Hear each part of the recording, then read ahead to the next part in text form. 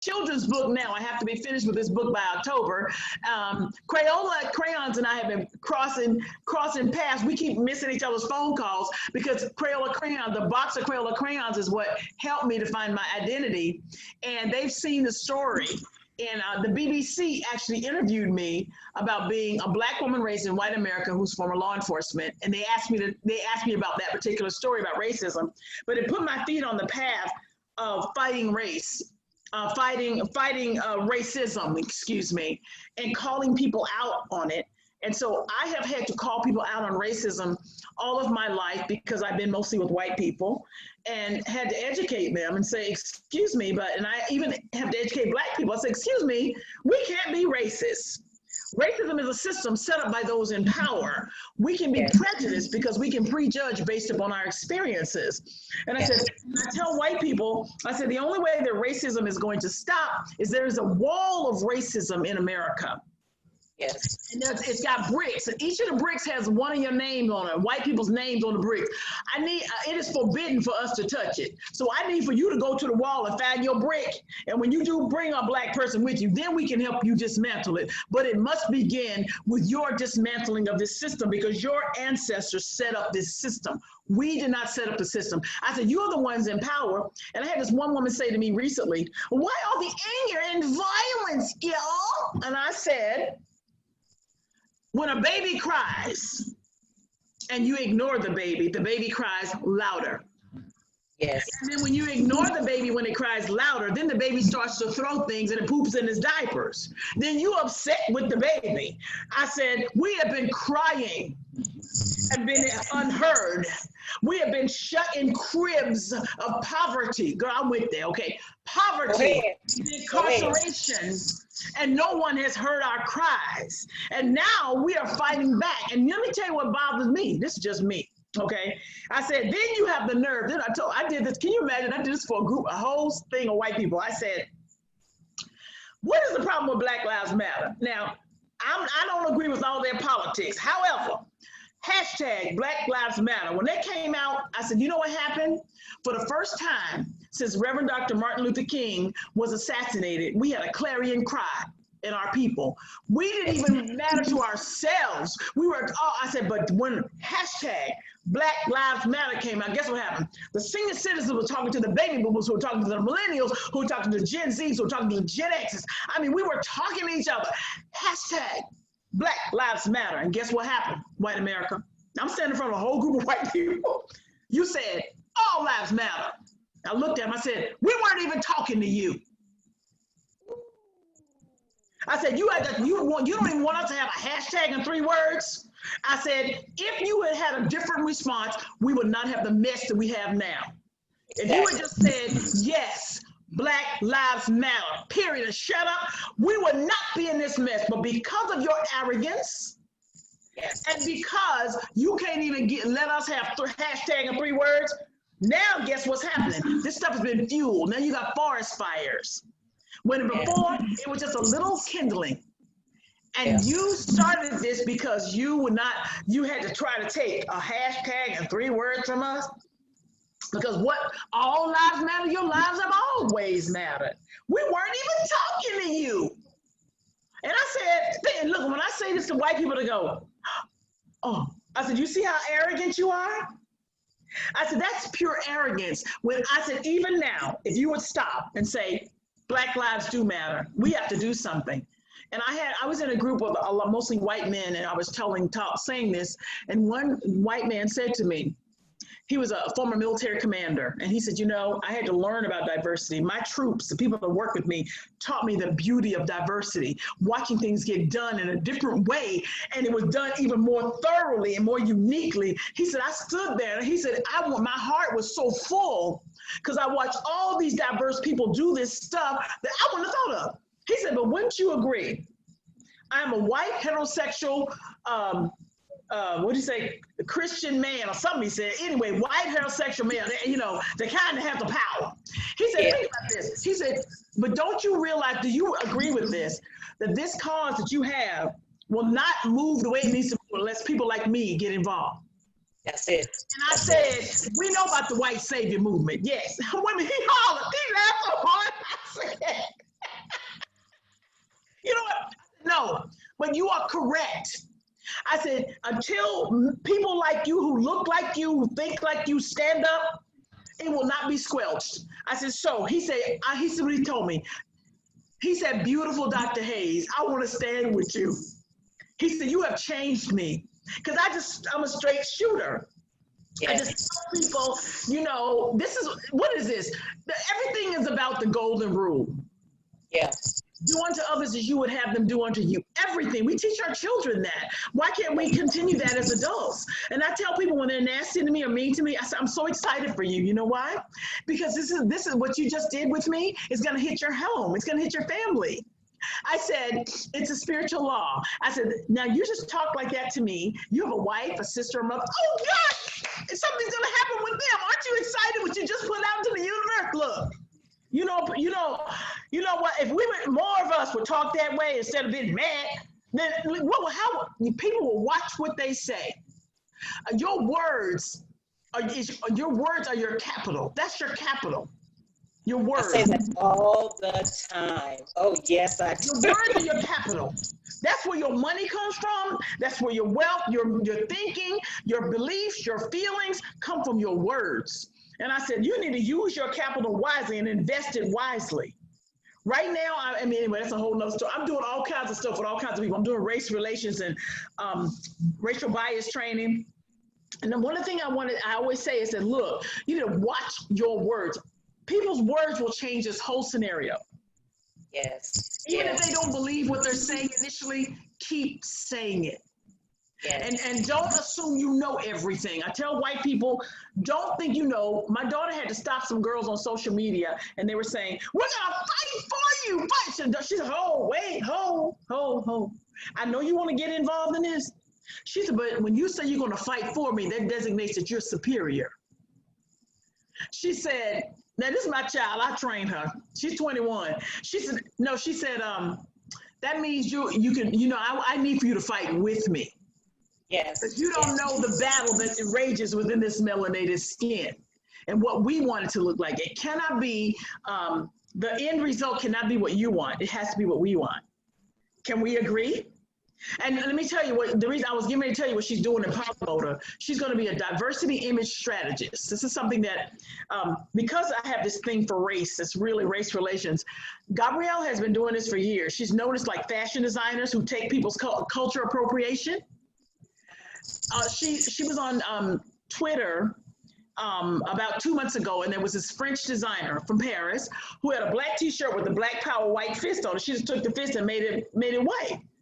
My daughter wrote her an email. She said, "Hey, this fist is the fist we've been using in our community for over 50 years, since the 60s." She said, this is what we call culture appropriation. If you're going to use this, then why don't you do this? Set aside a part of the proceeds for Breonna Taylor's family. Yes. That way you're saluting us in our struggle and what we're going through. But when you're selling this fist, all you did was invert the color. It's stealing from black people. Well, the girl ignored her. And so she waited, and she sent another message. She said, if you don't answer me, I'm outing you on social media. Girl ignored her. Look, this is a little black girl from the South. So what happens is people have this lens, if you will. They look at a lens to people. They did not understand that she was my daughter, so therefore she is what? International. She put that out on her story. The little girls from Spain, England, Scotland, the Philippines, New Zealand, California, all over the world came at this designer. Wow. See, she thought she was just dealing with a little black girl. You understand what I'm saying? Yes. So look, then she decided to respond. You're ruining my business. She says, no, you're ruining your own business. Come to find out, she said, I've been using this for 5 years. Now get this. 5 years ago, she designed some things and she showed pictures side by side that she proclaimed that Prada stole from her. You know why? Because she stole the fist. You see what I'm saying? She stole the fist. Her stuff was open to being stolen. So that was that. Then Gabrielle saw, about 3 weeks ago, she saw a designer who designs for the stars when they do the red carpet. They had an ad with 3 diamond rings on the fingers. And this is what they said: eeny, meeny, miny, mo. Wait, yeah. And Gabrielle sent him a note. She said, uh-oh, ouch. And she said, you can't do this. And then she sent him the text. She sent him the history, eeny, meeny, miny, and mo, catch an end by the toe. Oh God, their social media director, and she said, Gabrielle said, let me just give you a little background. I'm getting ready to go to fashion school in Italy. I'm going to be a diversity, I am doing diversity image strategies where I help fashion houses avoid culture appropriation and things that can be offensive to other cultures. She said, in doing this, I want to just give this information to you to hope that you will understand and see who I am and how I can help you. That girl answered her, she said, I'm your friend for life. They pulled it immediately. That little social media director for these famous Hollywood diamond design pulled it immediately. She says, oh my God, can we stay in touch? So she's already doing this. She wants to help high fashion houses avoid culture appropriation. Her mama trained her. Okay, so that's really, because that's what's really needed. You need Black Americans to sit in places, high places. And so she's going over to this school and they are so excited that she's coming. And I told her, I said, look here, baby, you probably gonna feel more home there than you do here. Because right now it looks good for them to have a Black Southern girl in school, a real Black American, not so much an African or whatever, but somebody Black from America coming. So that's basically what I'm doing. I help women, I help people find their identity. That's important. And also, I'm kind of I'm outspoken about, I don't come to offend, but I come to inform. So I tell people, I say, oh, before you ask me something now, remember, I'm going to tell you the truth. And I believe in being a truth bearer, but I also give the truth with love. And that's one a lot of things that a lot of white people are saying to me. They said, Gail, you know, you don't have Black rage. I said, don't get it twisted. I have Black rage. I just articulate it differently. But they said behind my rage is love. I really want them to get it. Because I want them to stop killing us. Because if we were as violent as people say, we would have turned this out.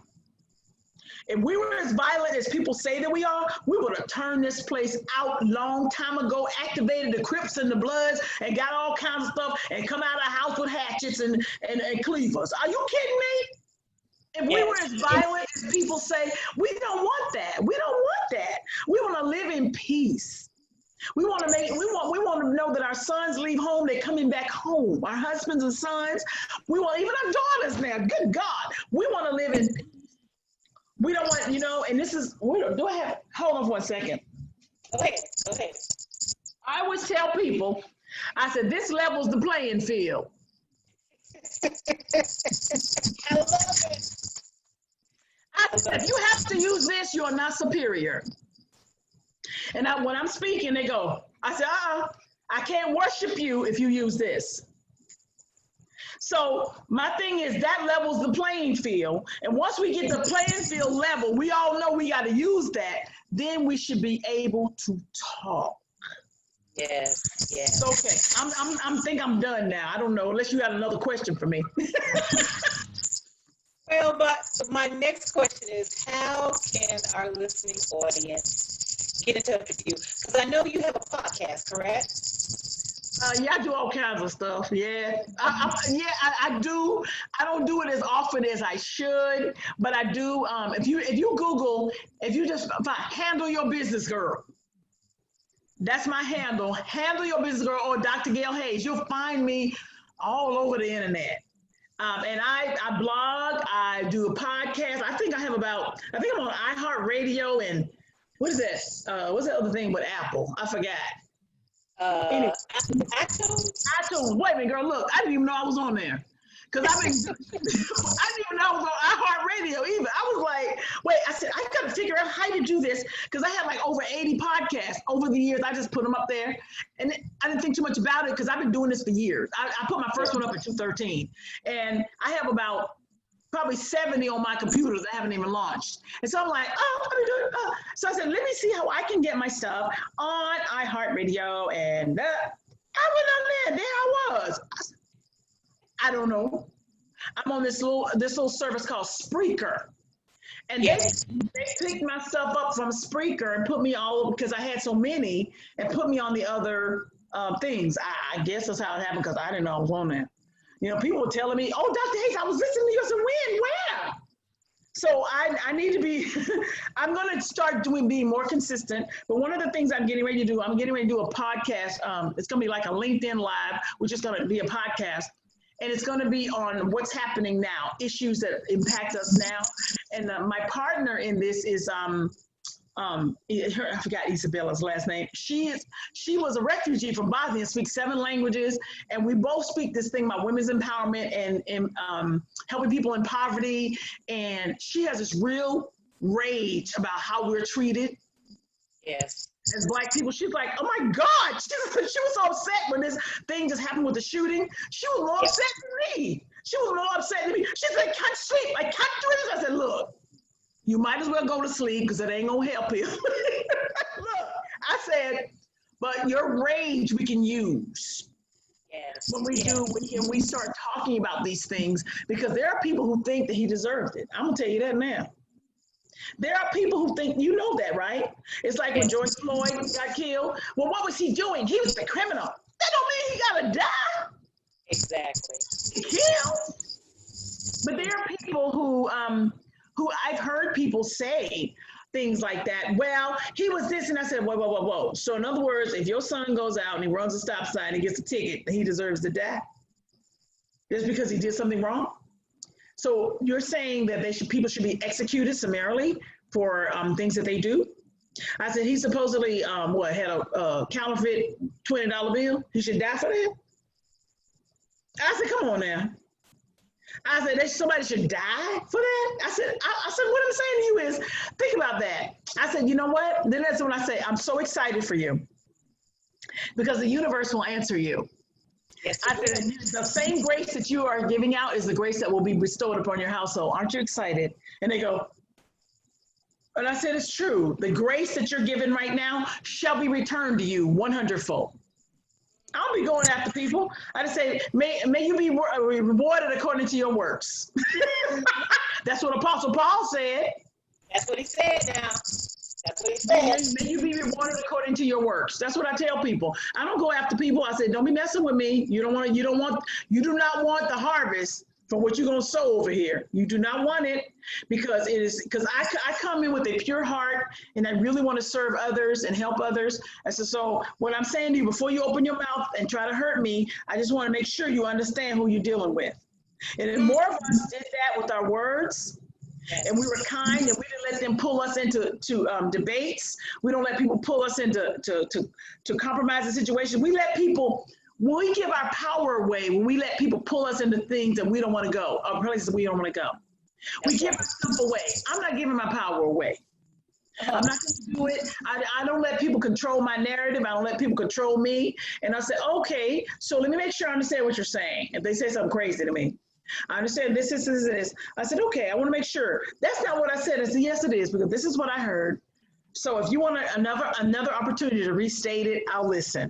And I get quiet. And I had people say, what did you do? I said, look, we are the word. We are the word people. We're the wordsmiths. I said, the words come from us in a rhythmic fashion. I said, if we understood our power as wordsmiths, and use our words accordingly, yes. Don't get offended by their issues. Their issues. It's not our issue. It's their issues. And just push into it. I know one thing, and I'm going to say this and I'm going to end, really.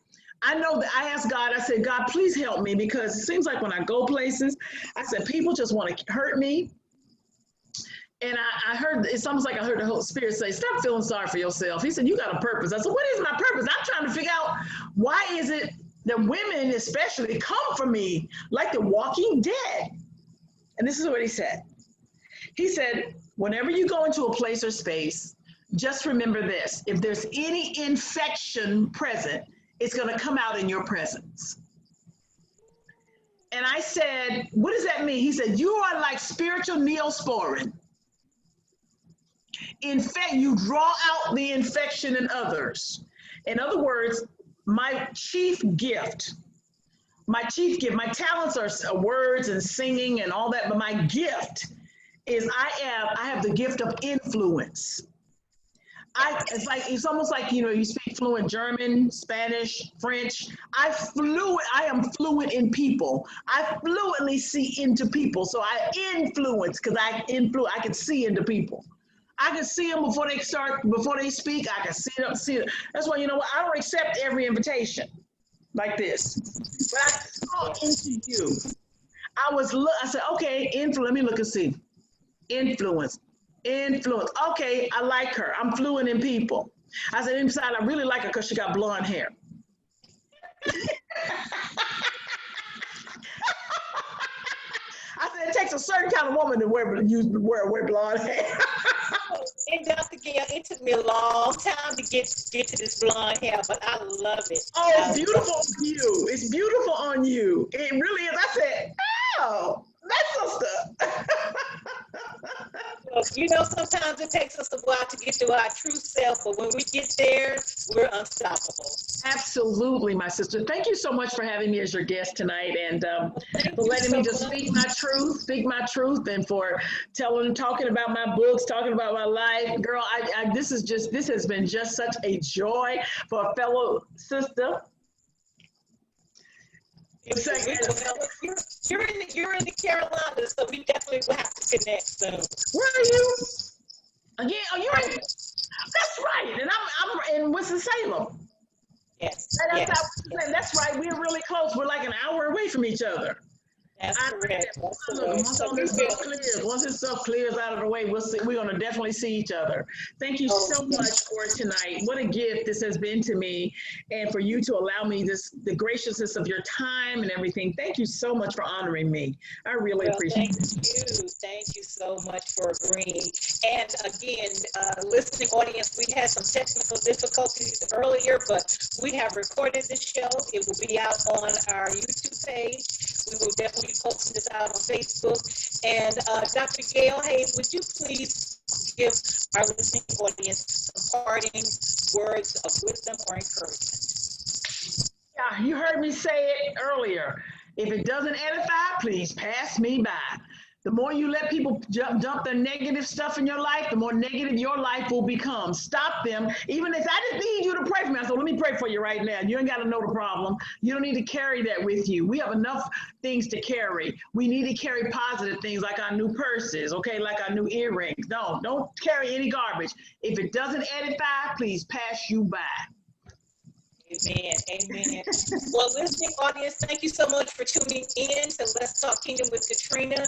We are so blessed to have Dr. Gail Hayes. We will be definitely keeping up with you on Facebook, all the social medias. We pray covering, protection over you and your daughter. Thank you guys you. Get to go to Italy, and keep us updated. I will, I promise. Thank you so much. Have a good night. Thank you. All right. Good night, everybody. God bless you, Dr. Hayes. Good night. God bless you too. Bye-bye.